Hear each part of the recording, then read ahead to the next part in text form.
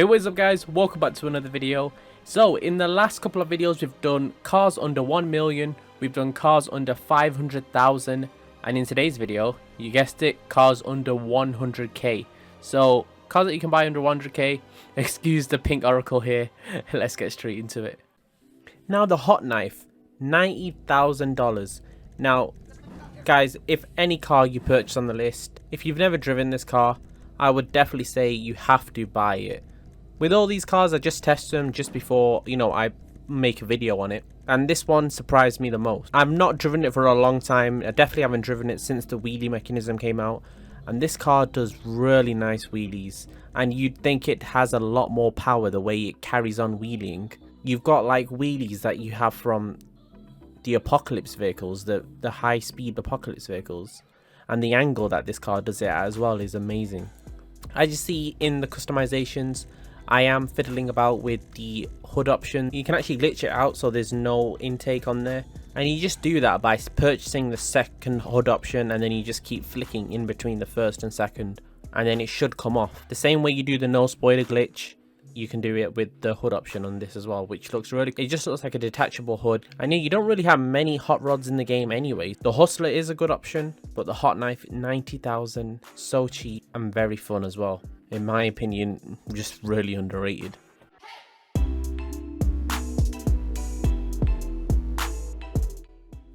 The Intruder, 16,000. I'm so happy GTA bought all these street vehicles out and put them onto the San Andreas. Before, you used to have to go around and actually look for these cars, but I forgot what update it was, and they released all these pedestrian vehicles to Southern San Andreas, and it helps out so much more than just looking for the car. Now, why have I picked the Intruder? Because it's really the only chaser in the game, and I think that's the whole point of the car as well. If you look through the modifications, the only modifications you can do are to make it a chaser build. So whoever created this car obviously wanted you to make a chaser build out of it. There is no other reason for it. There's no more modifications. And look at it. Once you've done this, once you've made it to your VIP spec or your chaser spec, it looks really nice, and it definitely looks really good in photos. I can't praise this car enough. This will be my third one now. Underrated, it's slow, it's not got the best handling, but it's a chaser. It doesn't need to be fast or have great handling, and that's why I really love this car. Okay, the Kuruma. Now the Kuruma's not forgotten, but it's one of those cars which no one really drives around anymore because you've got so many more. This used to be the only type of JDM car that you could go around with. There wasn't many JDM cars back then. There was the Futo, there was a Kuruma, the Elegy, but now they've actually added so many more Japanese cars, and I think the Kuruma's is slightly forgotten about. And really, it still looks amazing. When I pulled this one out today, it's just a refreshment. It's just refreshing because when you haven't brought something out for a long time, and then they brought all these other cars out in the time in between that, then bringing this out is just like a new car again. And honestly, if you've sold it and you don't have it in your collection anymore, I mean, it costs 95,000. What can you buy that costs 95,000 now in the recent times, except clothing?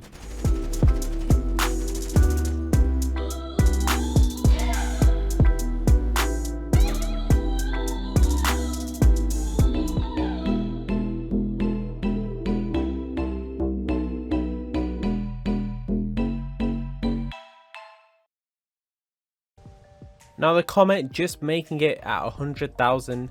Now you guys probably knew this had to be on the list. It's 100,000, and the performance that you get for this is amazing. It's just like the 9F and the Rapid GT. Of course they're over 100,000, but this has got the same performance bracket. And then the Comet SR, which is an updated version of this, is a full 1 million more than this car. I mean, if you can justify a million more, the Comet SR is a nice car. But for everyone that's broke out there, the Comet does a really good job of looking amazing, and it's an OG car. And you got glitches like the fender bender glitch where you kick the arches if you don't have bulletproof tires, and you can do speed glitches in this car. which is very fun as well. This was actually the first car I did the speed glitch on. And yeah, talking about no bulletproof tires, you can slam this car a lot. And I think if you pull up at a car meet, no one's going to say that, you know, that's the bad version of the Comet or anything like that. So definitely a very, very good purchase.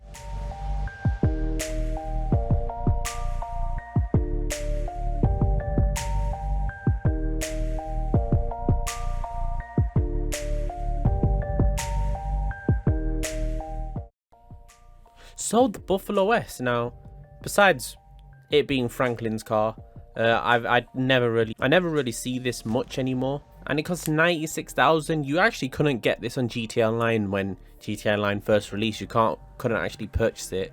You could only get it. I remember people glitching it through story mode to online. Yeah, and then everyone was happy to have it.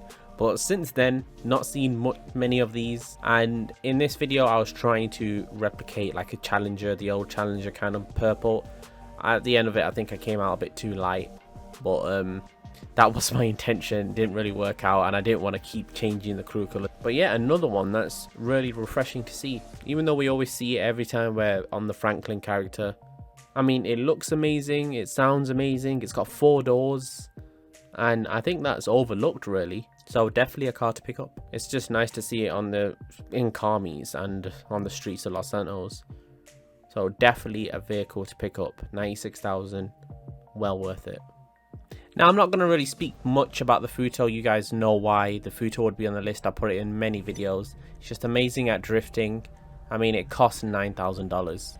Like, it's really changed in GTA. Like, you could rob 2 stores and probably get this much money.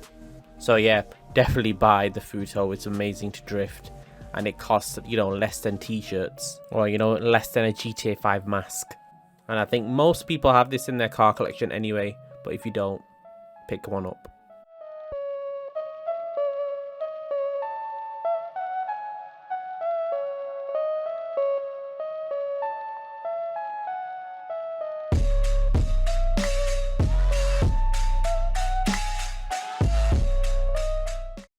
Now the Fusilade is definitely not a car that I would have put on the list, you know, probably 3 or 4 months prior.